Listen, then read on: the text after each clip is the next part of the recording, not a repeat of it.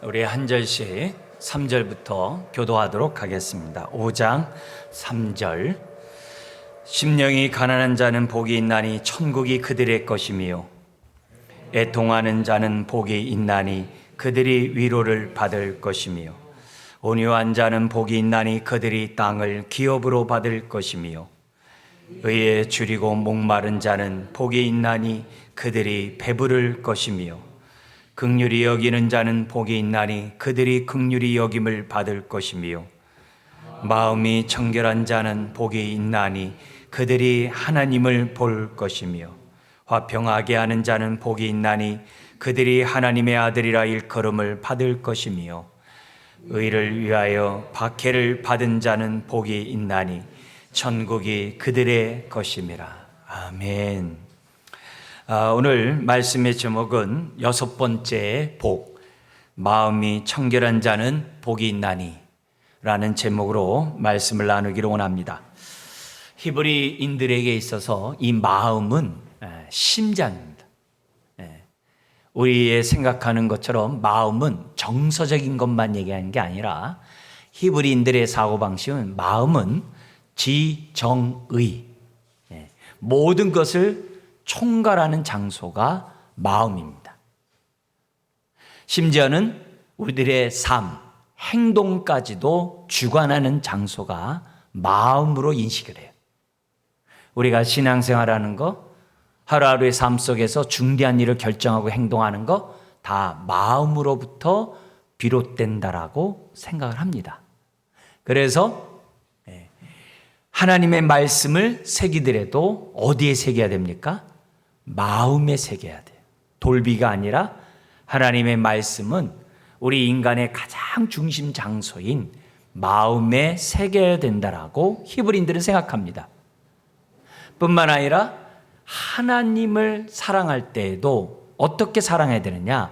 마음을 다하여 사랑해야 한다라고.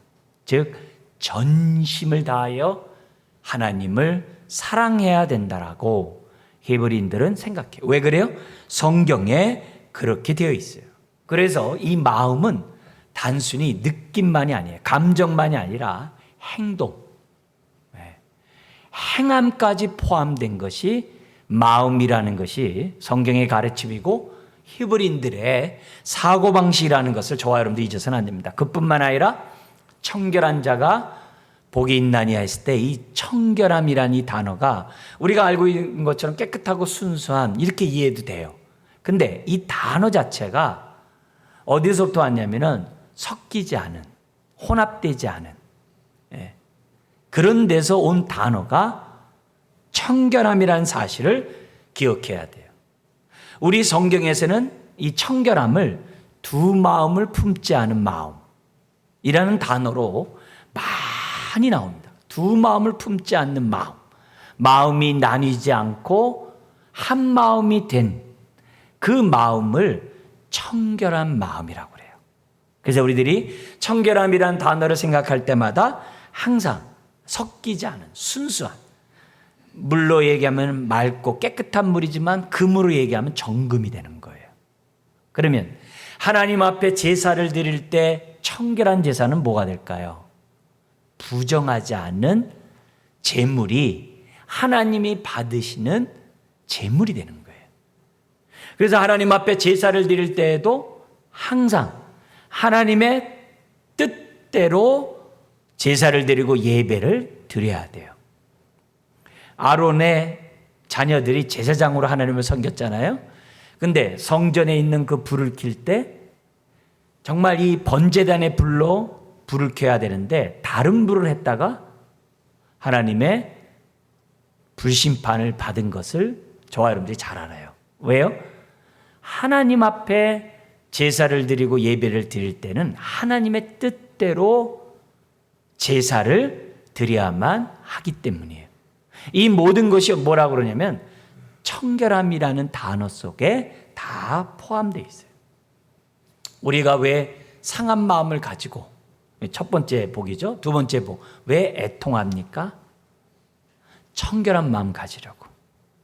왜 우리가 온유한 마음 가운데 살고자 합니까? 그래야 우리 마음이 청결함을 유지할 수 있거든요. 그래서 우리가 의에 줄이고 목마르면서 막 애통을 해요. 부르짖어요. 왜 그래요? 우리가 그런 삶을 살아갈 때 청결한 삶을 유지할 수 있거든요. 이건 상호보완이에요. 반대로 마음이 청결한 자가 심령이 가난해요. 그런 자가 두 번째 복처럼 애통할 수 있어요. 또 그런 사람이 온유할 수 있고 의에 줄이고 목마르고 뿐만 아니라 우리가 다섯 번째 복인 긍휼한 삶을 제대로 살 수 있어요. 그래서 이 깨끗한 마음, 이 청결한 마음은 저와 여러분들에게 있어서 매우 중요합니다. 특별히 두 마음을 품지 말라라는 그 말씀과 연관했을 때에는 정말 우리가 신앙생활을 어떻게 해야 되는지를 이 청결함이란 단어에서 아주 강조되고 있는 것을 보게 됩니다. 성경은 두 마음을 품은 그 마음을 경고해요. 경고합니다. 두 마음을 품는 가운데 나에게 나오는 것을, 하나님 앞에 나오는 것을 우리 하나님은 엄히 책망하는 것을 보게 돼요. 우리는 헌신 예배를 드리죠. 헌신 예배를 통해서 우리는 다시 한번 재무장해요. 내가 왜 하나님의 은혜 가운데 죄사함 받고 자녀가 되었는지, 출애굽한 이스라엘 백성이 왜 출애굽을 해야만 하고 시내산에서 언약 백성이 돼야만 하는지를 그들은 어떻게 돼요? 다시 한번 생각하는 것처럼 우리도 어떻게 돼요? 내가 구원받은 것은 천국감이 아니라 왕 같은 제사장으로 정말 이 땅에 하늘에서 이룬 뜻을 이 땅에 이루어드린 삶을 살아야 된다라는 그 사명 앞에 내가 어떻게 돼요? 그렇게 살겠다라고 결정하고 또 그렇게 하기 위해서는 거룩한 백성이 되어야 한다는 그 마음가짐을 우리가 뭐요? 다시 갖는 게 헌신 예배예요. 구약의 백성들도 때마다 시마다 이런 헌신 예배, 다른 말로 하면 언약 갱신 예배를 드렸어요. 그 대표적인 게 시편 50편이에요. 여러분도 너무 잘 아는 말씀이겠죠? 50편의 내용이 뭐예요? 삶 속에서 하나님 말씀을 뒤로 제껴버리고 불순종하면서 사람들에게 하나님의 뜻을 드러내지 않으면서 하나님 앞에 송아지만 바치면 하나님이 기뻐하실 것이라고 생각하면서 예배 드리는 것에 대해서 하나님이 안 받겠다고 그래요. 심지어 너의 삶이 곤고하고 환난과 어려움 가운데 있어도 기도 안 듣겠다고 그러세요.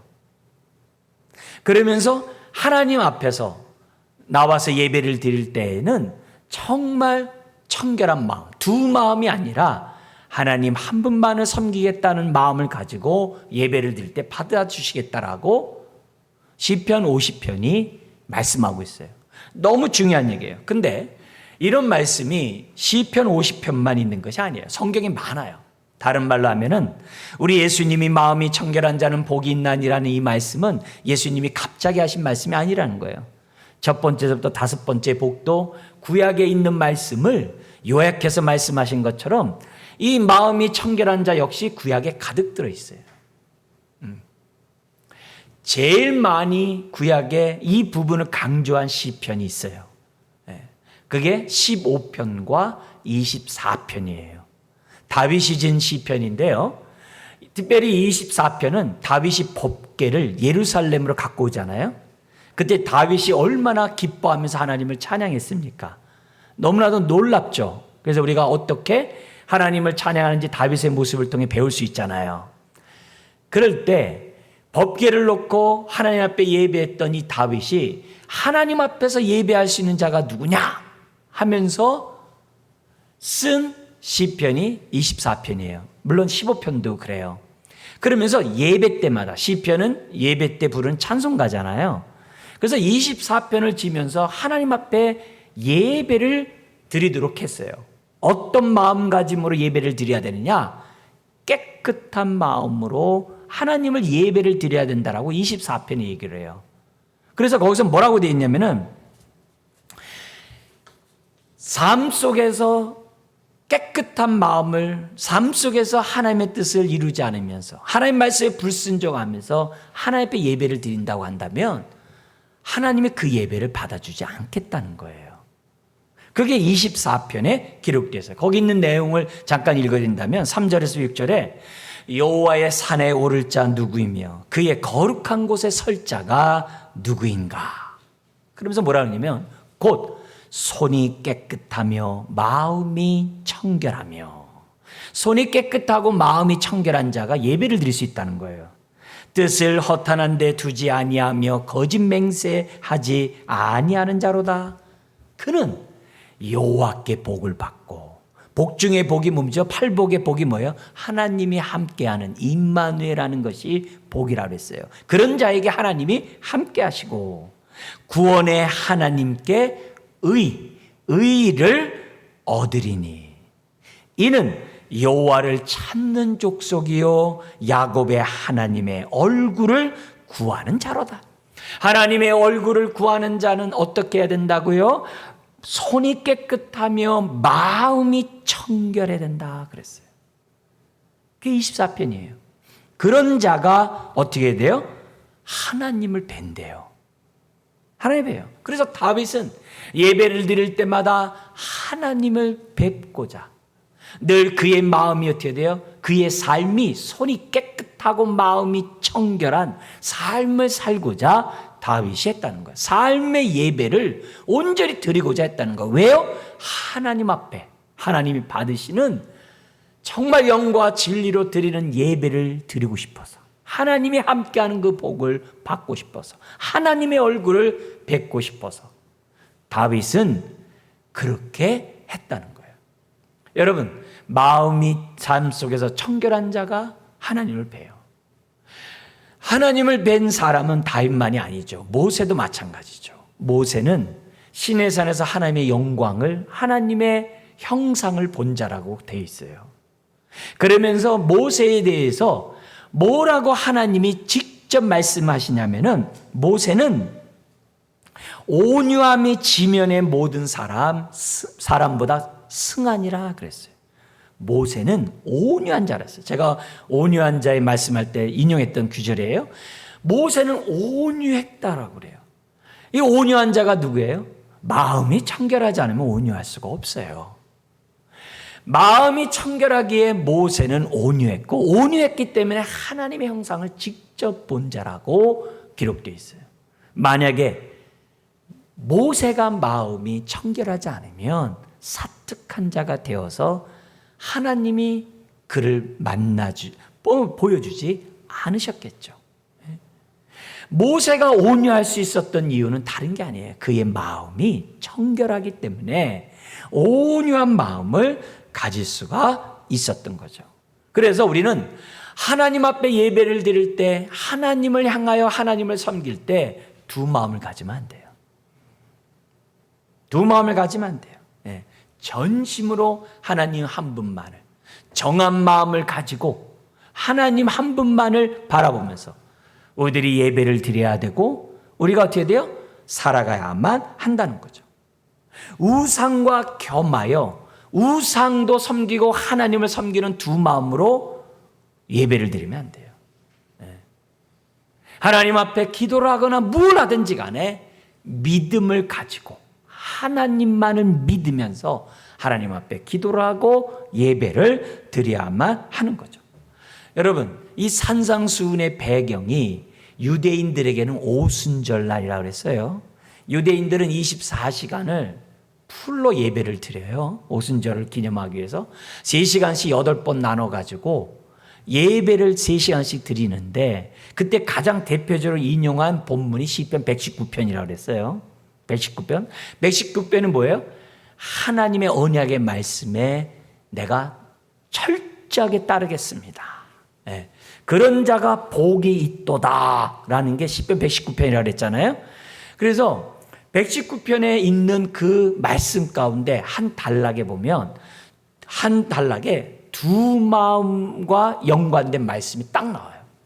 거기 119편 113절에 있는 말씀을 여러분들이 잠깐 소개한다면, 거기 한 단락이 이거예요.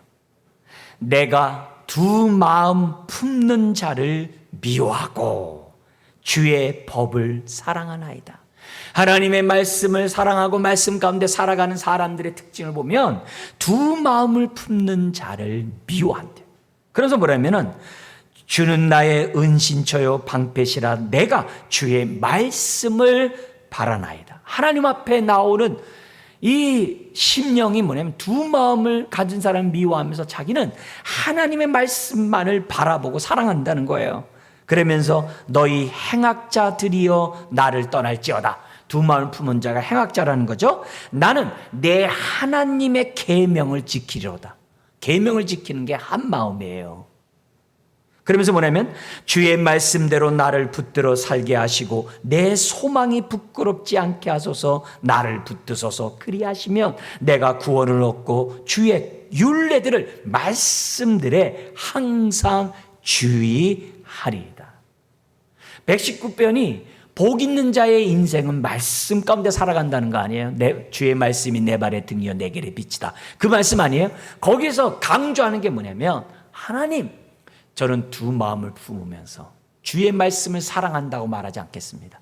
두 마음을 품으면서 주의 말씀을 지킨다라고 말하지 않습니다. 저는 두 마음을 품는 것을 미워합니다. 싫어합니다. 저는 오직 하나님을 사랑하듯이 하나님의 말씀만을 붙잡고 살겠습니다. 그런 고백이 119편에 나옵니다. 호세아 선지자 아시죠? 구약에요. 호세아 선지자가 피를 토하면서 이스라엘의 죄악된 것을 갖다가 지적을 해요. 근데 그들의 죄를 지적하면서 무슨 얘기하냐면 하나님이 만복으로 채워주시고 하나님이 내 백성을 축복하셨는데 오히려 내 백성이 부와 귀가 주께로 말미암고 주께로 돌아가는데 내 백성이 하나님의 그런 물질의 축복을 받으니까 어디로 갔냐면 우상에게로 갔다는 거예요. 왜? 더 부자 되려고. 더 부자 되려고. 우상을 숭배하는 자가 되었다. 그러면서 호세아 선지자가 뭐라 하냐면은 이스라엘은 열매 맺는 무성한 포도나무라. 그 열매가 많을수록 제단을 많게 하며 우상의 제단을 많게 한대.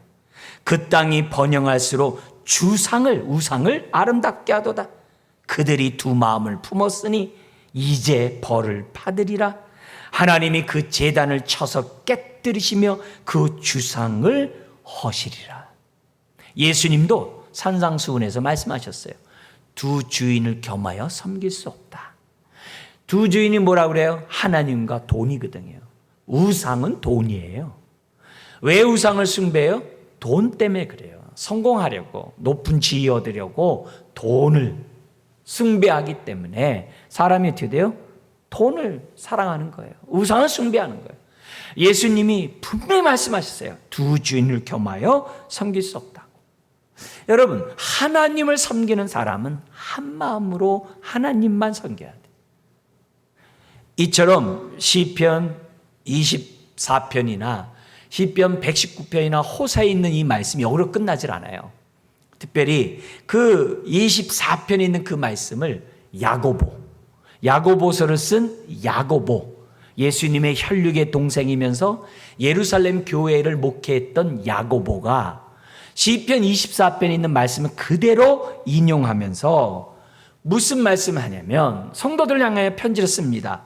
4장의 야고보서 4장 8절 이하에 하나님을 가까이 하라. 그리하면 너희를 가까이 하시리라. 그 앞에가 뭐냐면 우상숭배에 연관되어 있거든요. 우상숭배하지 말고 하나님만을 섬기고 하나님만을 가까이 하라. 그러면 하나님이 가까이 하라. 그러면서 뭐냐면 죄인들아 손을 깨끗이 하라. 두 마음을 품은 자들아 마음을 성결하게 하라. 24편에 있는 말씀은 그대로 인용해요. 플러스 우리 팔복에 있는 내용을 그대로 인용해서 그 다음 뭐라고 하냐면 슬퍼하며 애통하며 울지어다. 너희 웃음을 애통으로 너희 즐거움을 근심으로 바꿀지어다. 주 앞에서 낮추라. 그리하면 주께서 너를 높이시리라. 야고보조차도 이 두 마음에 대해서 얘기를 해요. 심지어는 야고보는요 1장과 4장 1절 3절에 뭐라고 하냐면 두 마음을 품으면 기도하지도 말래요. 왜냐하면 그 기도를 듣지 않는데요. 4장 1절 3절에서는 욕심대로 기도하면 응답이 없대요. 그러니까 1장에서의 두 마음은 내가 이렇게 기도한다고 하나님이 내 기도 들어줘? 그냥 보험 들듯이 그냥 내가 기도하는 거지 뭐. 하나님을 신뢰하지 않고 믿음 없이 하나님께 기도하면 후히 주시고 꾸짖지 아니하시는 풍성한 하나님이라도 기도 응답 안 해주겠다는 게 1장이에요. 동시에 기도를 하면서 기도의 목적이 욕심 때문에 기도를 하면 응답이 없다는 게 4장에 있는 내용이에요. 그러니까 우리가 하나님에 대해서 불신하는 것이나 내 안에 욕심이 가득한 것이나 다 뭐예요? 손이 깨끗하지 않고 마음이 두 마음인 것을 성경 우리들에게 말씀하고 있어요. 그래서 이 두 마음에 대한 이 성경 말씀은 성경에 너무나도 많은 구약과 신약에 있는 그런 말씀인 것을 저와 여러분들이 잊어서는 안 돼요. 자, 그런데 이 청결함은 하나님께 대해서만이 한 마음이 아니에요. 지금 5번째부터 8번째 복은 다 뭐예요? 이웃과의 관계, 세상과의 관계, 사람과의 관계에 우리들의 행동이잖아요. 그런 의미에서 이 청결함은 하나님께 청결한 사람은 반대로 동시에 어떻게 돼요? 이웃과의 관계, 세상을 살아갈 때 사람들과의 관계에서 두 마음을 갖지 않는다는 거예요. 사람과 두 마음 갖질 않아요. 그러니까 긍휼히 여기는 것도 이웃과의 관계인 것처럼 청결한 마음을 갖는 것도 사실 뭐예요? 이웃이에요. 이웃과에서 이 청결한 마음이 아까 얘기했던 24편뿐만 아니라 아까 15편도 있다고 그랬잖아요. 똑같은 배경이에요. 다윗이 쓴 건데요. 15편에 보면은 이웃과의 관계에서 두 마음을 품은 마음이 어떤 마음인지를 15편에 가득 들어있어요. 네. 제가 일전에 이걸 갖다가 우리 청년들한테는 코팅해가지고 이 귀절을 암송하면서 이렇게 나눠준 적도 있어요. 그 15편에 나와 있는 내용을 잠깐 여러분들에게 말씀드린다면 이렇게 돼 있어요. 여호와여 주의 장막에 머물 자가 누구오며 주의 성산에 사는 자 누구오니까? 누구오니까? 그러면서 나오는데요. 정직하게 행하며 공의를 실천하며 그 마음의 진실을 말하며, 이게 두 마음을 품지 않는 마음이라는 거예요.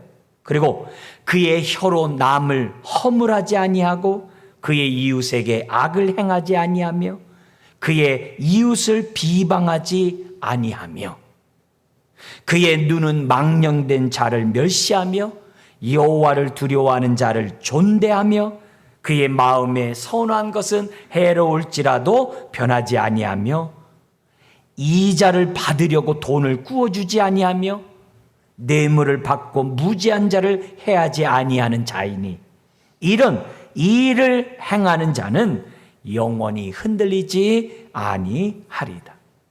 시편 15편은 하나님 앞에 예배하는 자, 정말 하나님의 얼굴을 보고자 하는 자, 사람과의 관계에서 우리들의 삶 속에서 두 마음을 품으면 안 된다는 거예요. 이런 모습을 가지고는 하나님 앞에 예배할 수 없고 하나님의 얼굴을 뵐 수가 없다는 거예요. 오늘 우리가 이처럼 예배를 드리는 이유가 뭐예요? 하나님을 뵙고자 예배를 드리는 거잖아요. 그런데 두 마음을 갖고 있는 가운데 예배하면 그 마음이 한 마음 되겠어요? 복잡하겠죠? 딴 생각이 많겠죠? 예배를 드리면서 이렇게 집중하는 마음이 없겠죠. 그 예배를 통해서 어떻게 하나님을 뵙겠어요? 반대로 이웃에게 청결한 마음을 갖고 있는 사람은 그럼 어떻게 해요? 남을 이용해 먹거나 착취해 먹거나 그를 갖다가 나의 유익을 위해서 사람을 사귀거나 만나거나 대하지 않는다는 거예요. 오히려 어떻게 돼요? 내가 어떻게 하면 주의 사랑을 드러낼까? 예수님처럼 어떻게 하면 제자의 발을 씻듯이 섬겨줄 수 있을까? 섬길 수 있을까? 내가 어떻게 하면은 그를 도와줄 수 있을까?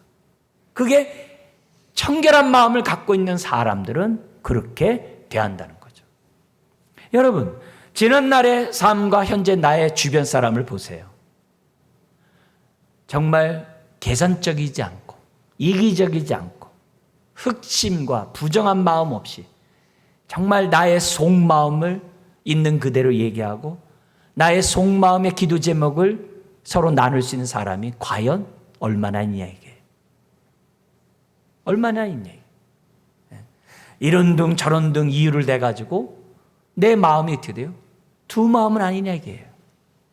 믿지 못하는 마음, 저 사람도 나처럼 이용해 먹진 않나? 그러는 마음, 불안한 마음.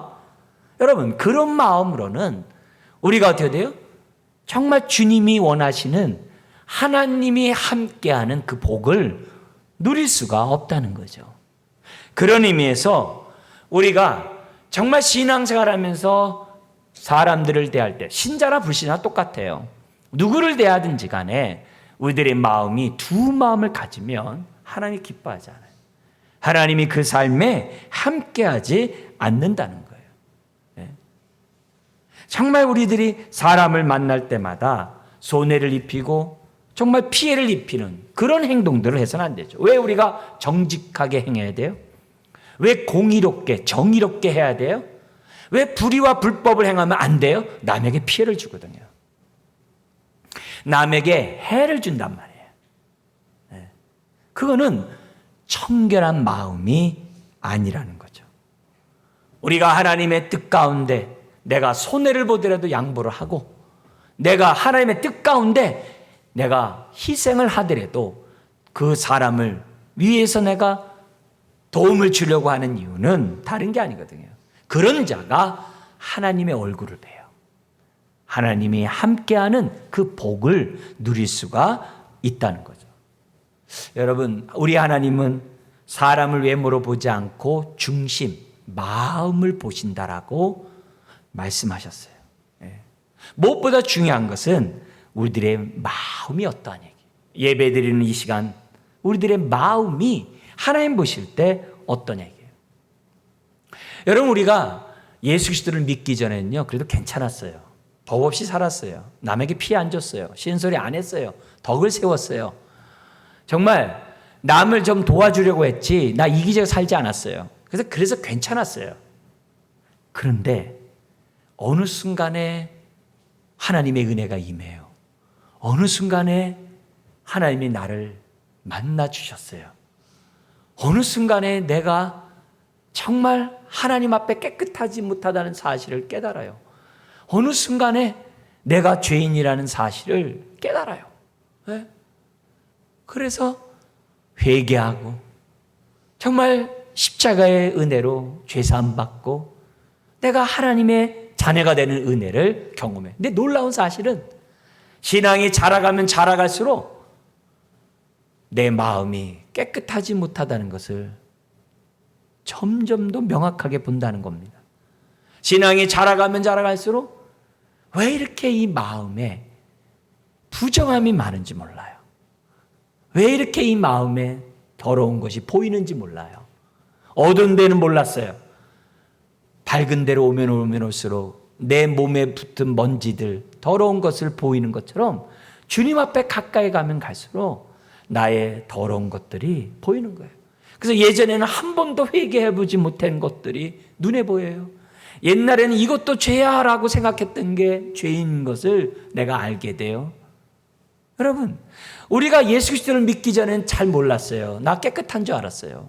나 의로운 줄 알았어요. 그런데 주님을 만나는 보니까 아니더라고요. 구약에 보면은 하나님을 찾지 않는 그런 사람들의 마음이 어떻단지 가득하게 증거하고 있는 것이 뭐예요? 우리 마음이 깨끗하지 않다는 거예요. 에베소서 4장 17절 이하의 말씀을 보면 우리가 날마다 옛사람을 벗어버리고 새사람을 덧입으라고 하면서 옛사람의 모습을 딱 기록했어요. 옛사람의 모습이 뭐라고 얘기하냐면 이렇게 얘기를 해요.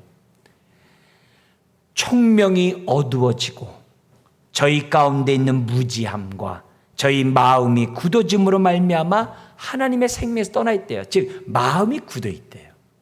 여기 굳어 있다는 얘기는 이기적이고 정욕적이고 세상적이라는 거예요. 자기만 한다. 그러면서 뭐냐면 저희가 감각 없는 자가 되어 자신을 방탕에 방임하여 모든 더러운 것을 자기가 욕심을 행한대요. 그래서 말초신경만 자극하고 말초신경만을 좋아하는 것들을 사람들이 탐닉하고 따라가는 그게 세상이라는 거예요. 멀쩡하면서도 뭐야? 사기짓하고 멀쩡하면서 거짓말하고 멀쩡하면서도 사람들이 악을 행하는 그런 행동들을 하고 있다는 거예요. 그러니까 하나님의 생명에서 떠나 있는 거죠. 심지어는 마태복음 이제 15장에 보면은 우리 주님께서, 예수님께서 직접 말씀해요. 사람이, 바리새인과 서기관들이 손을 막 닦는데 그 깨끗이 닦지 않는 자들에서 뭐라 막 그러거든요. 거기에 대해서 예수님이 뭐라고 그러냐면 15장 18절 이하에 그래요. 사람이 입에서 나오는 것이 사람을 더럽게 하는 것이지 입으로 들어가는 것이 사람을 더럽게 하는 게 아니다. 그러면서 뭐라 그러냐면은 마음에서 나오는 것은, 아까 이 마음이에요. 악한 생각과 살인과 간음과 음란과 도둑질과 거짓 증거와 회방이니 이런 것들이 사람을 더럽게 하는 것이요. 씻지 않은 손으로 먹는 그것이 사람을 더럽게 하는 게 아니라고 그래요.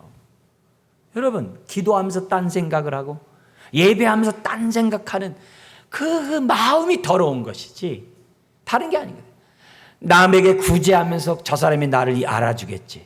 남에게 구제하면서 내가 언젠가 저 사람이 나를 갖다 도와주겠지. 그렇게 생각하는 그 악한 마음이 나를 더럽게 하는 것이지 밖에서 나를 더럽게 하는 것이 아니라는 거예요. 그래서 무릇 지킬 만한 것은 너의 마음이라 잠언 4장 23절에 설명해요. 심지어는 에레미야 17장에 만물보다 거짓되고 심히 부패한 것이 사람의 마음이라 했어요. 옛날에 이거 잘 몰랐어요. 은혜를 받기 전엔 잘 몰랐어요. 받고 나니까 너무한 거예요. 주님을 알아가면 알수록 너무해요. 그러면서 뭐라 그러냐면은 에레미야가 그래요. 누가 능히 이를 알리요. 누가 능히 이것을 알겠냐 이게. 모른다 이게. 세상에 얼마나 많은 도둑꾼자들이 있습니까? 그 사람이 이것들을 알겠어요? 모르죠. 정말 안다면 그게 은혜 받은 거죠. 은혜 받은 거죠. 오늘 우리가 이 예배를 드릴 때 우리가 처음 교회 오셔서 기도할 때 뭐부터 기도해요? 이제는 용서해 주세요라고 기도하잖아요. 왜 그렇게 해요? 누가 가르쳐 줍니까?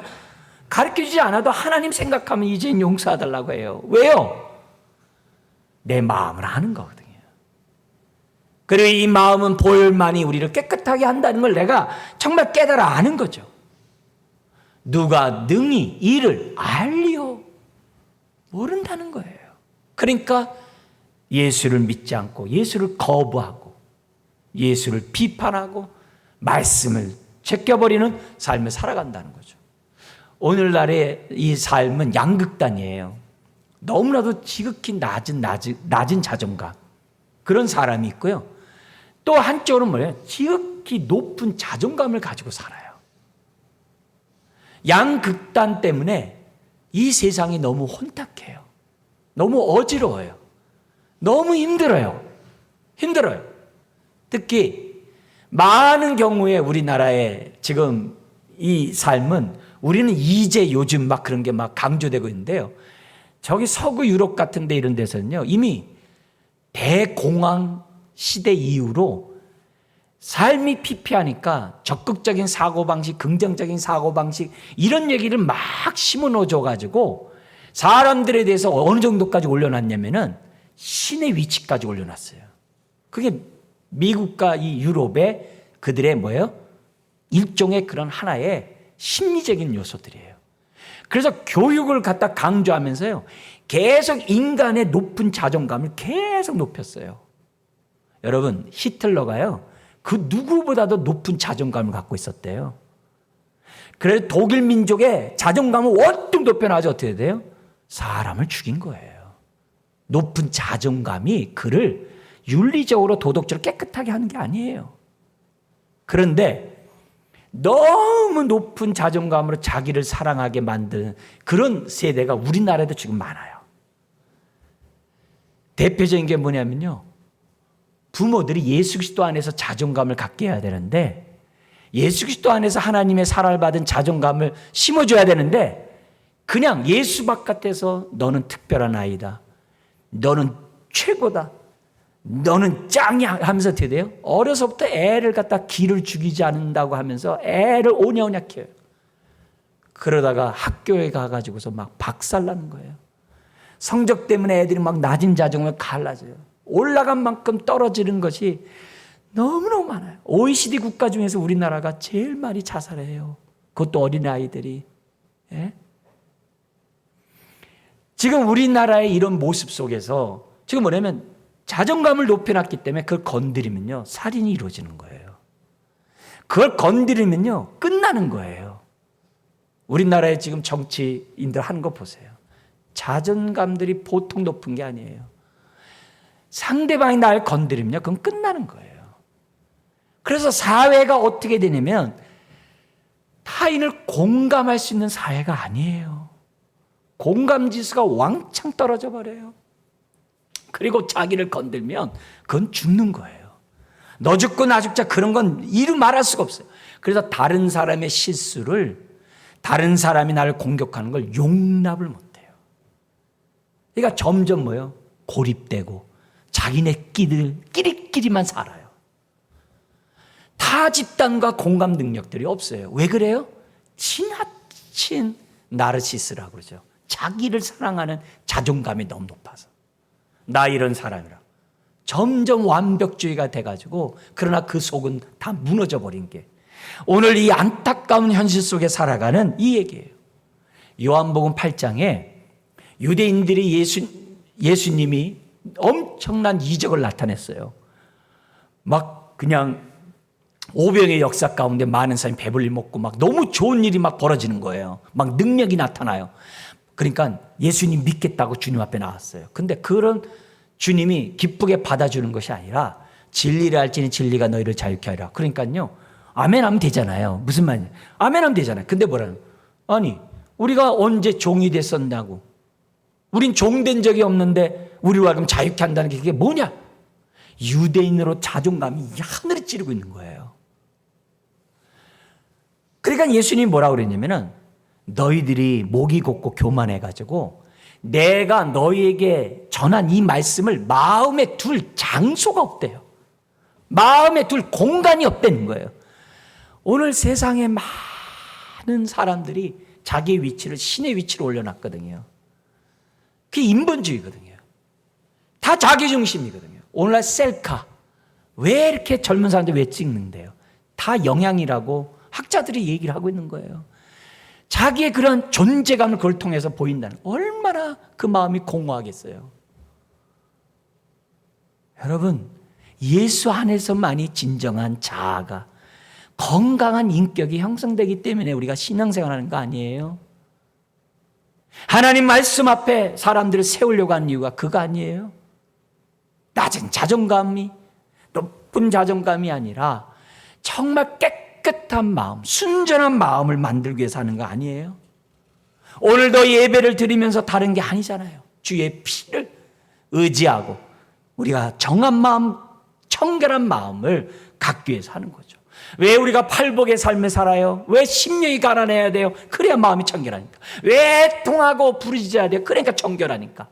왜 우리가 온유한 자로서 의에 줄이고 목마르고 남들에게 긍휼을 베풀어요? 그래야 깨끗함이 유지되거든요. 온유한 자가 깨끗함이 유지되죠. 긍휼을 베푸는 자가 계속 깨끗함을 유지할 수 있죠. 그러나 반대로 청결한 자가 온유할 수 있고 청결한 자가 남에게 긍휼을 베풀 수 있는 거죠. 누구에게요? 이웃에게, 사람에게, 가장 가까운 사람들에게, 가족에게, 교회에게. 하나님 앞에 한 마음을 가진 사람은 이웃에게 한 마음을 가져요. 이웃에게 두 마음 가진 사람은 하나님께 한 마음 가질 수가 없다는 것을 잊어서는 안 돼요. 자, 그러면서 이런 자가 누리는 축복이 뭐라고 그래요? 오늘 본문 우리 8절 한 번 더 읽어볼까요? 마음이 청결한 자는 복이 있나니 그들이 하나님을 볼 것이며. 하나님을 본다는 게 성경에는 많아요.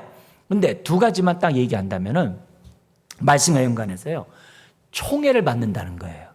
하나님의 총애를 받는 게 하나님을 보는 거예요.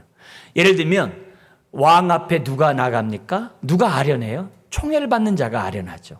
왕과 함께 음식을 먹고 대화를 하는 자 누구겠어요? 총애를 받는 자겠죠. 최측근이 왕을 얼굴을 뵙는 거죠. 왕의 총애를 입은 자가 왕의 최측근이 되는 거죠. 여기서 하나님을 본다는 얘기는 하나님의 총애를 입는다는 거예요.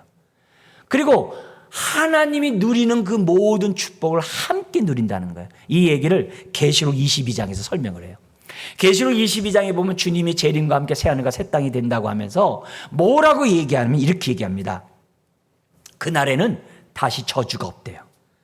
그리고 하나님과 어린 양 보좌 앞에 모든 성도들이, 주의 종들이 하나님을 섬기며 뭐라고 되어 있냐면 그의 얼굴을 볼 터이요 그래요. 그때는 하나님의 얼굴을, 그때는 우리가 이 육체를 다 벗고 썩지 않는 부활의 몸을 입었기 때문에 우리가 뭐예요? 시공간의 영향을 받지 않잖아요. 그래서 하나님과 영과 영으로 보는 거예요. 그래서 하나님을 볼 것이요 그의 이름도 그의 이마에 있으리라 하면서 뭐라 하면은 더 이상 밤이 없대요. 왜? 하나님 빛이니까. 그러면서 뭐라 하면 그들이 세세토록 왕노릇하리로다. 여러분, 하나님을 본다는 게 뭐예요? 하나님과 함께 영원토록 왕노릇하면서 살아가는 축복을 누린다는 게 하나님을 본다는 거예요. 하나님의 영광에 참여한다는 거예요. 하나님의 정말 그런 축복에 동참하는 것이 본다는 거예요. 그게 첫 번째예요. 그와 같은 내용으로 두 번째가 뭐냐면 하나님과 온전히 하나 되는 거예요. 하나님의 얼굴을 본다는 얘기는 하나 된다는 거예요. 하나 된다는 말을 다른 말로 뭐예요? 하나님과 친밀한 교제를 나눈다는 거예요. 하나님과 친밀한 교제를 나눈다. 하나님과 꺼리낌이 있는 게 아니에요. 하나님과 꺼리낌이 있는 게 아니에요. 벽이 있는 게 아니에요. 하나님과 소통이 안 돼요. 하나 되는 거예요. 여러분 자녀들도 그렇잖아요. 자녀들과 부모와 사이가 좀 어떻게 돼? 애들이 부모에게 애가 쫑알쫑알 하면서 얼마나 와서 안기고 얘기하고 막 그래요. 근데 부모랑 사이가 안 좋으면 지방에 들어서 문 딱 잠궈버리잖아요. 그잖아요. 하나님을 뵌다는 얘기는 다른 게 아니에요. 하나님과 친밀한 교제를 나눌 수 있는 축복을 누린다는 거. 언제요? 죽어서가 아니에요. 오늘 이 8절의 말씀이 뭐예요? 그들이 하나님을 볼 것이며 라는 그 원문이 뭐죠? 복이 있도다 청결한 자. 복이 있도다 뭐예요? 하나님 함께하는 자 그 마음이 청결할 것이요. 청결한 자 그 즉시 하나님을 볼 것이라는 거예요. 그 즉시 언제요? 지금 이 순간에 예배하는 순간에 사람들 될 때 두 마음을 품지 않는 그 순간에 그러니까 어떻게 돼요? 마음이 천국이 임하는 거예요. 마음이 안전하고 마음이 어떻게 돼요? 화평하고 평안해요. 나를 용서해요. 나를. 그래서 불안하거나 남에게 인정받으려고 하거나 완벽주의로 하거나 그러질 않아요. 나를 사랑해요. 왜요? 하나님이 나를 사랑하기 때문에. 여러분, 예배를 드리는 이 순간에 하나님을 뵙는 거예요. 우리들이 순종하는 말씀의 그 순간에 뵙는 거예요. 5장의 16절 이하에 하나님 우리를 빛과 소금으로 삼으셨어요. 왜 그래요? 너희들의 그런 행동으로 하나님을 보여주라고.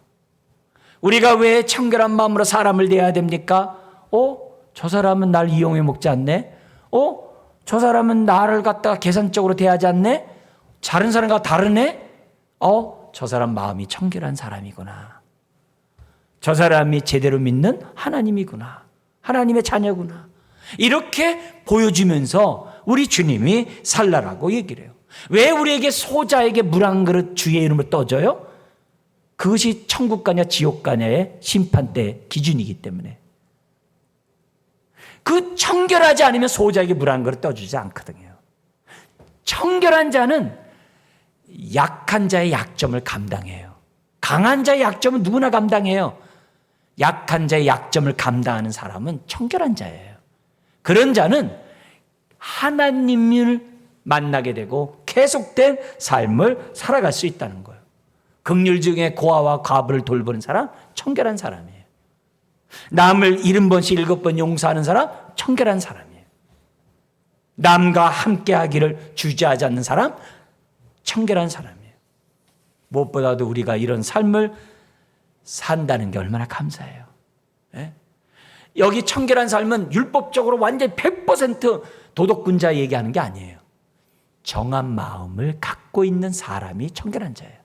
사람을 대할 때 이용해 먹고 흑심 품는 마음이 아니라 정말 사람 대 사람을 만나고 함께 정말 선한 이 세상을 만들어 가고자 그렇게 인격적인 교제를 하는 마음으로 사람을 대하는 그런 사람이 청결함이에요. 하나님을 섬길 때 두 마음으로 섬기지 않는 그런 사람, 그런 사람을 하나님이 어떻게 돼요?